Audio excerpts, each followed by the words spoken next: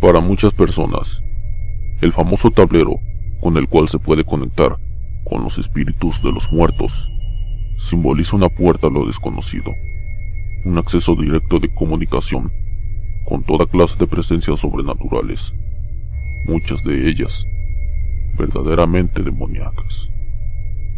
Desgraciadamente, hay personas que solo ven a este juego como un pasatiempo y no se lo toman en serio, usándolo de manera incorrecta entre un grupo de amigos simplemente para pasar el rato. Pero las consecuencias de manejar algo así pueden hacer que lo lamentes el resto de tu vida. Así que, demos luz verde a este top de 5 casos de Ouija reales más perturbadores de la historia.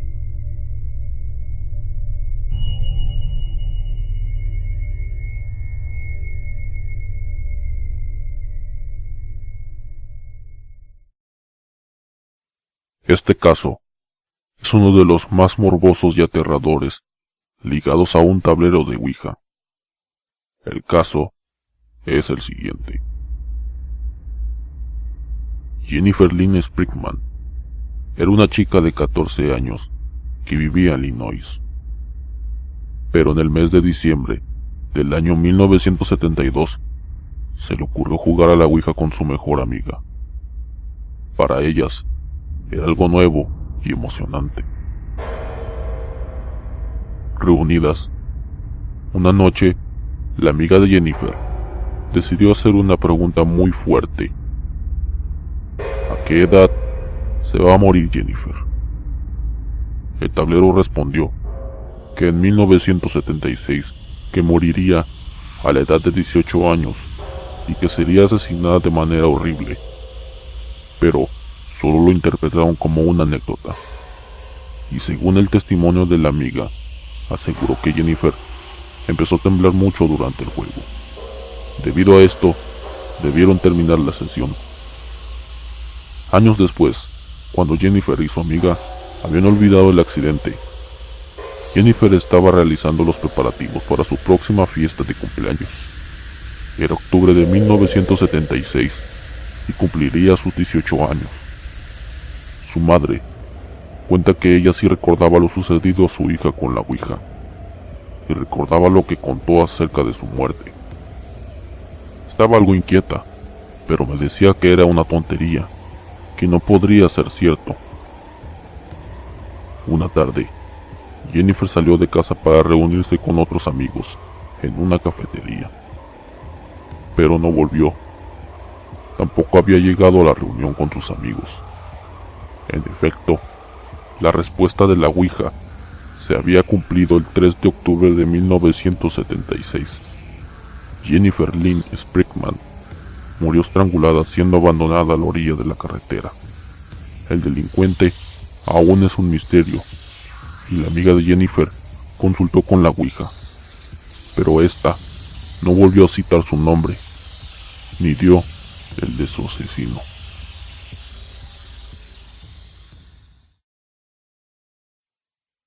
El 25 de noviembre del año 2007 ocurrió lo que pasó a la posteridad como el segundo caso más perturbador en torno a una sesión de la tabla Ouija en España.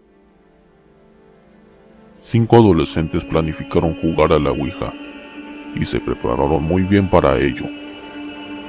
Fueron a una casa abandonada y alejada de la civilización para realizar la sesión. El líder del grupo, portavoz de la sesión, ya que tenía experiencia con el juego, había tomado las medidas de seguridad apropiadas para realizar la sesión de manera segura. Les advirtió a los demás que no levantaran sus manos del oráculo hasta que el espíritu estuviera de acuerdo en marcharse. No debían cruzar las piernas ni tener objetos religiosos cerca durante la sesión.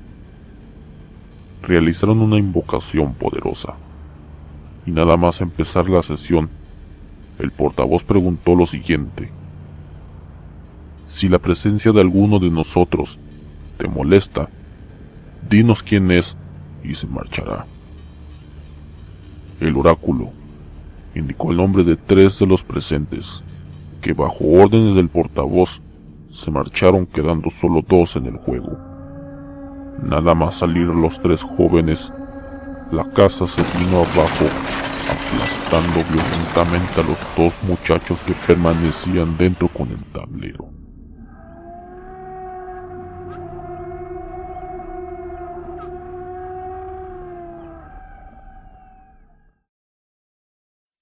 Este es un caso sumamente terrorífico y pudiera caer en un caso de psicopatía que un evento paranormal, pero no por eso deja de ser misterioso y espantoso, ya que fue un incidente muy grave y tiene toques muy misteriosos.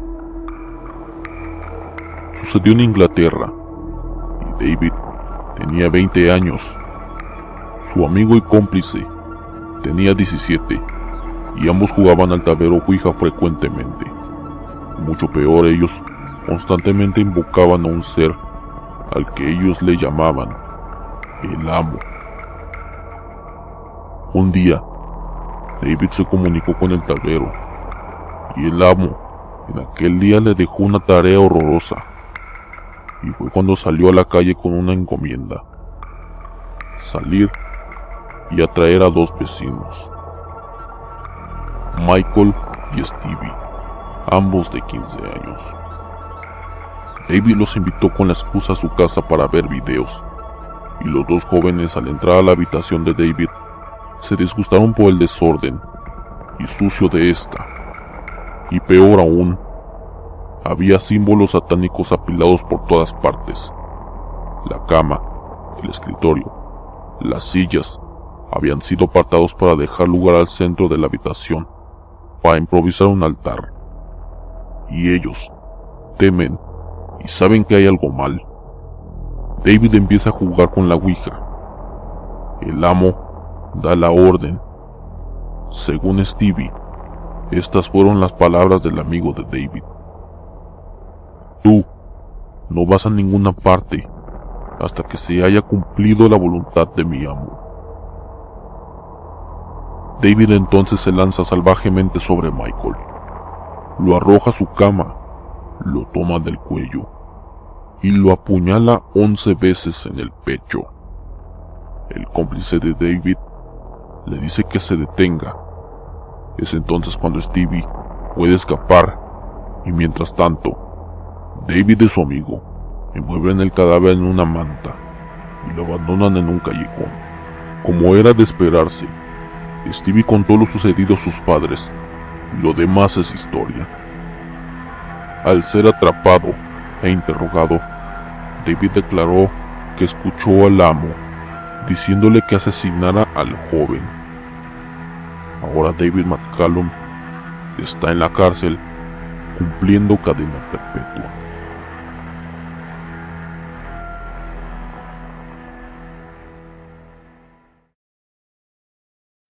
Nada hacía presagiar en la casa de los Gutiérrez Lázaro que el año 1990 marcaría un antes y un después en sus sencillas vidas. Todo comienza en marzo de 1990, cuando Estefanía Gutiérrez Lázaro, de 18 años de edad, practicó el juego de la Ouija en compañía de varias compañeras de instituto. Una de ellas estaba empeñada en conectar con un novio fallecido en un accidente de motocicleta. Es entonces cuando la profesora la sorprende jugando y rompe el tablero de la Ouija, tirando el vaso que utilizaban al suelo, el cual se rompe en 1000 pedazos. El vaso, que instantes antes estaba lleno de humo blanco, sale al romperse el vaso y entra por la nariz de Estefanía Gutiérrez. Desde entonces, la joven comenzó a tener unos enigmas, convulsiones y estados alterados de conciencia, en los que afirmaba que veía figuras a su alrededor, que la llamaban por su nombre. Estas figuras eran un grupo de personas altas, famélicas, delgadas, que dándose la mano la llamaban y le decían: ven, ven hacia nosotros. Había situaciones en las que su cuerpo parecía poseído por una fuerza sobrehumana, en las que arremetía rabiosamente contra sus propios hermanos y otras en las que hablaba con voz ronca de hombre, de una fuerza poderosa que llegaba incluso a proferir graves insultos. Durante 6 meses, Estefanía visitó distintos centros de salud y ningún médico pudo certificar qué tipo de enfermedad padecía. Desgraciadamente, el 14 de agosto de 1991, entra en el hospital en coma profundo y fallece en extrañas circunstancias. Según palabras de los doctores Pedro Cabeza y Gregorio Arroyo, su muerte fue súbita y sospechosa. A partir de entonces, en la casa de Estefanía comenzaron los fenómenos paranormales. Las puertas de los armarios y habitaciones se abrían y cerraban violentamente. Los aparatos electrónicos se encendían y apagaban solos, y pequeños objetos decorativos, como cuadros y fotografías, parecían cobrar vida propia. La virulencia de los fenómenos fue un aumento. Sombras y figuras etéreas comenzaron a acosar a los Gutiérrez Lázaro.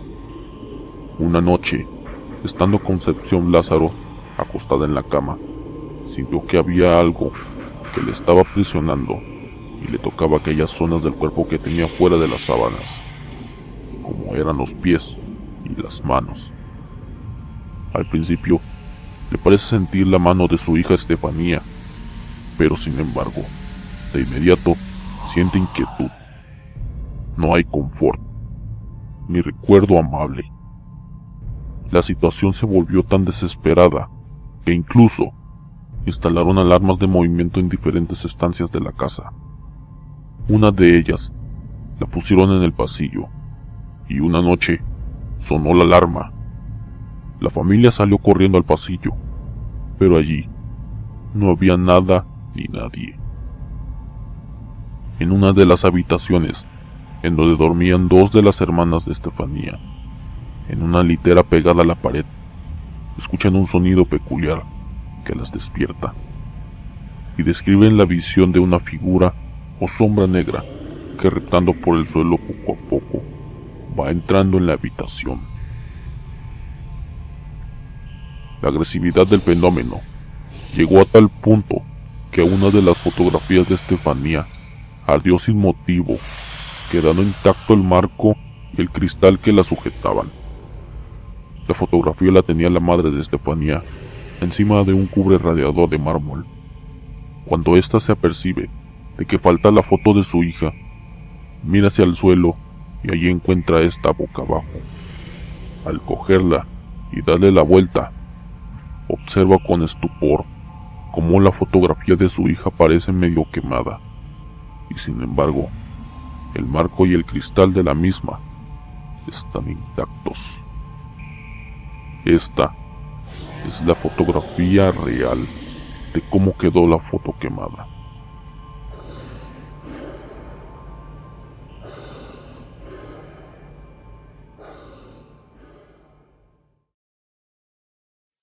Uno de los casos más importantes dentro del fenómeno de la Ouija es el caso Cañitas.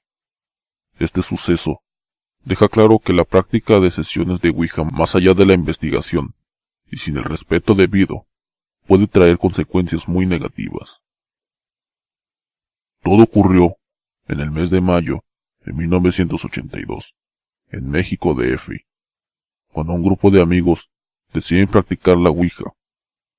El lugar elegido fue la casa de uno de los participantes, situada en el número 51 de la calle Cañitas.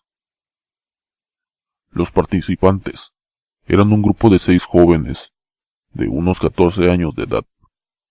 Habían adquirido la tabla Ouija de una anciana que les recomendó no usarla más allá de las 7 de la tarde, si no querían tener problemas. Los muchachos, probablemente atraídos por la prohibición, se juntaron a las 9 de la noche para dar comienzo a la sesión. La sesión Ouija comenzó preguntando por el novio de una de las participantes, añadiendo que el mismo había resultado muerto en un accidente de tráfico, cuando esto no era cierto. La tabla respondió, supuestamente, de una manera sorprendente, insultando y amenazando a todos los presentes. El humor con el que habían empezado la sesión se fue disipando a medida que uno de los jóvenes entraba en un estado muy similar al de la posesión. Los ojos del muchacho se tornaron blancos, la lengua se le salía de la boca y se convulsionaba por el suelo con gran virulencia. Comenzó a hablar con una voz distinta a la suya, más gutural. Insultaba a sus amigos y estuvo golpeándose contra las paredes de la habitación hasta que su rostro quedó severamente ensangrentado. El supuesto poseído pronunció una frase que congeló la sangre de sus compañeros. Yo no soy el novio de tu puta madre. Desde aquel día, la vida de Carlos Trejo, uno de los participantes, cambió para siempre. Según su testimonio, desde aquel momento, diversos fenómenos paranormales sucedían a su alrededor.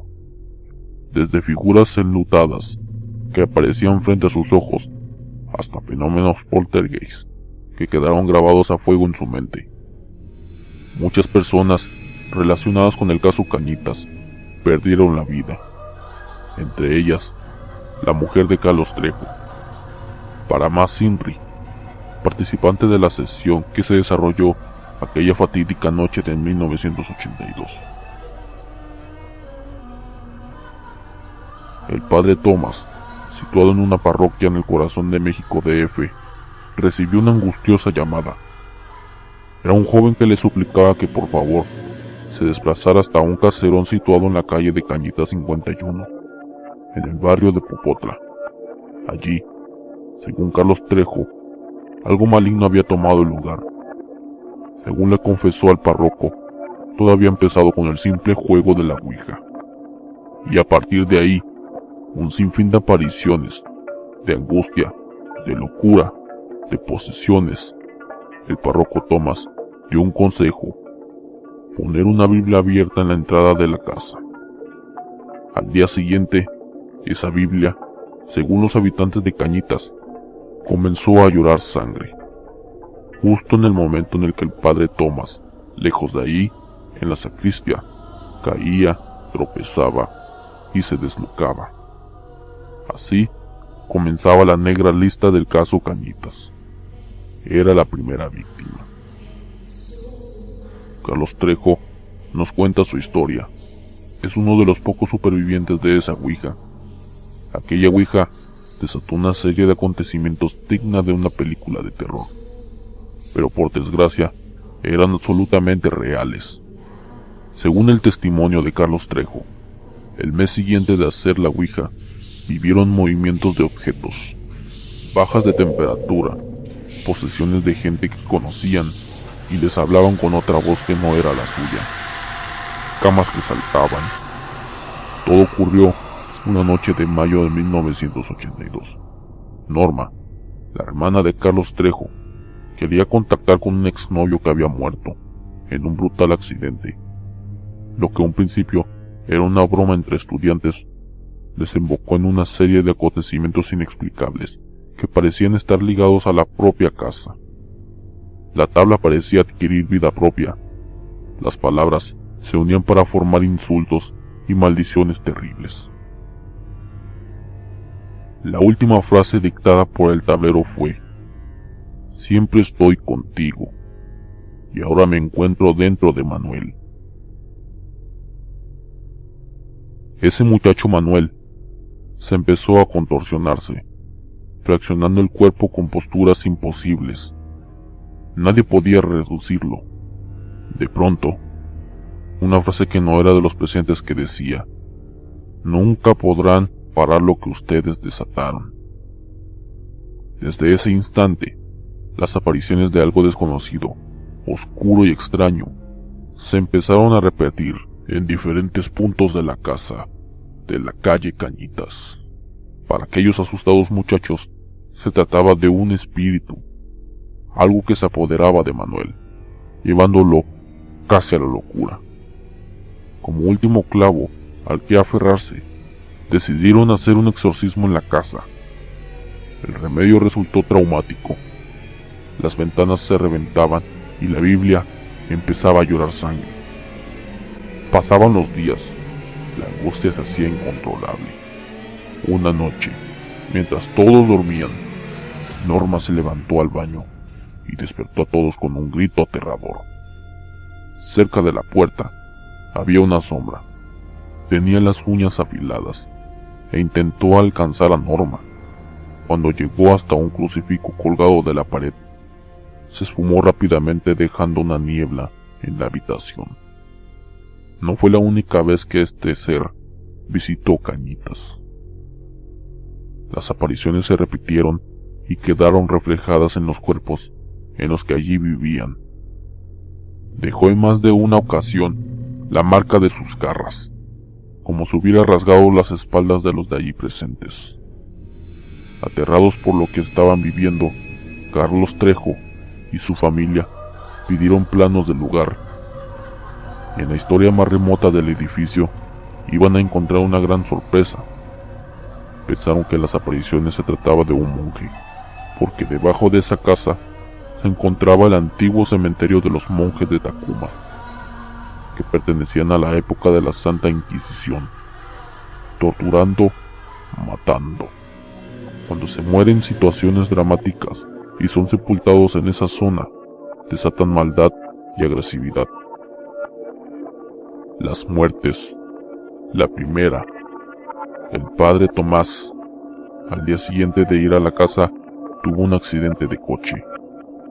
La segunda, Jorge, amigo de Carlos, murió perforándose la garganta con el limpiabrisas del coche.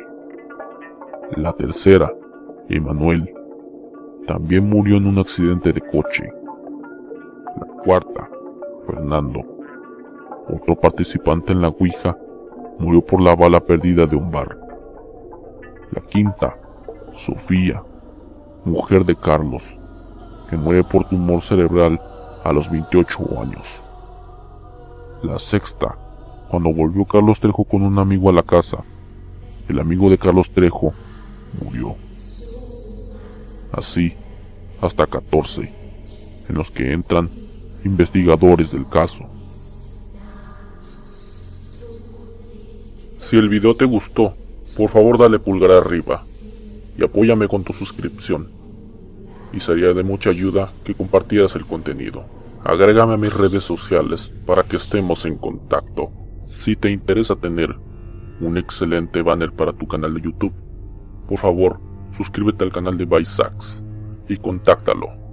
Link de su canal en la descripción. La música de ambiente que escuchaste durante este video es gracias a Branxia. Link de su canal en la descripción.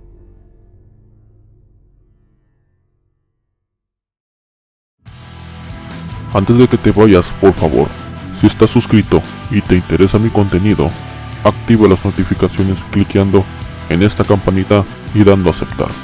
De esta manera, YouTube te avisará cada que suba nuevo video. Y por favor, comparte este video con tus amigos. Así, me apoyarías muchísimo. Gracias por tu atención.